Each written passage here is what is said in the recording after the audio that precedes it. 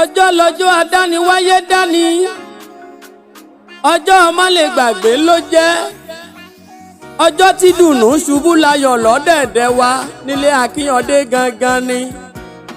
Jọ̀ọ́ jẹ́ ń sáré dúpẹ́ lọ́wọ́ kábíyèsí Olódùmarè, ọba tó mú Michael Olúwaníṣọlá o, tó mú ṣọdún èyí láyọ̀. Jẹ́ ń kí kábíyèsí Olódùmarè ọba táyé rọ bí agogo, ọba tó pẹ́ tẹ́nìkò ò lè jí, ọba tó jí tẹ́nìkò ò lè pa, ọba tó wà káyé ó tó wà. A dúpẹ́ lọ́wọ́ rẹ tó mú Michael Olúwaníṣọlá ọmọ Akínyàndé tó tún ṣọjọ́ ìbí òní láyọ̀.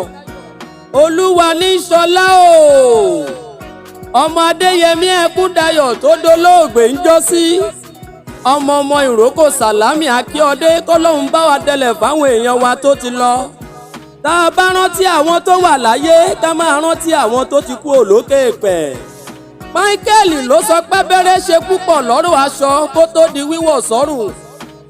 Ǹlẹ́ o, ọmọ ẹ̀gbá Alisa ọmọ gbòǹgbò àkàlà, ọmọ erin jogún ọlá o, ọmọ òṣìlẹ̀kùn palẹ̀kùn dé o. Kò sóhun tí wọ́n ń ṣe ní Mẹ́kà tẹ́ kì í ṣe lẹ́gbàá Aláké. Wọ́n mú mi sẹ́mi ní Mẹ́kà, ẹ̀yìn mú mi odògùn lẹ́gbàá Aláké. Wọ́n ń gàràfà ní Mẹ́kà, ẹ̀yìn gorí Olúmọ lẹ́gbàá tiwa.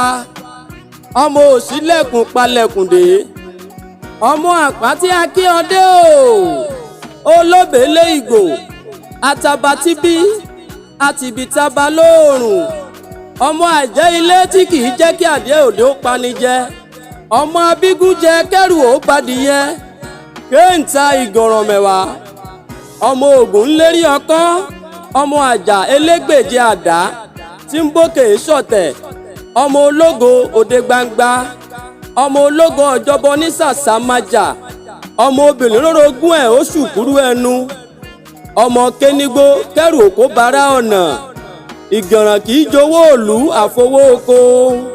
Ó yá tẹ̀lé mi ká lọ sílé ìyá bàbá rẹ, ọmọ Bọ́lájí Akínyàndé.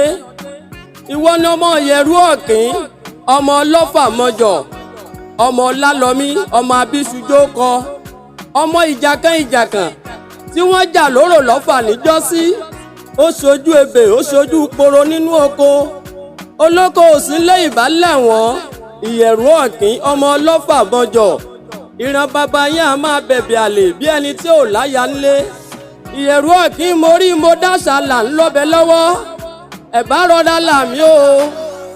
Máma jọ́bẹ́ ó jìnnà lápá mi, Ìyẹ̀rú Ọ̀kín ọ̀la ní bínú relé. N ò jẹ́ yán àná mọ́ Olúwarẹ̀ Ọ̀dọ́fà ní Ìyẹ̀rú Ọ̀kín ọmọ Ọlọ́fà mọ́jọ̀. Michael Olúwaníṣọlá Akínyàndé, ó ti ṣọdún èyí wàá ṣèmí ìsìn towó tọmọ, àìkú baálẹ̀ ọ̀rọ̀, àmì ńlá ni kó o bá mi ṣe.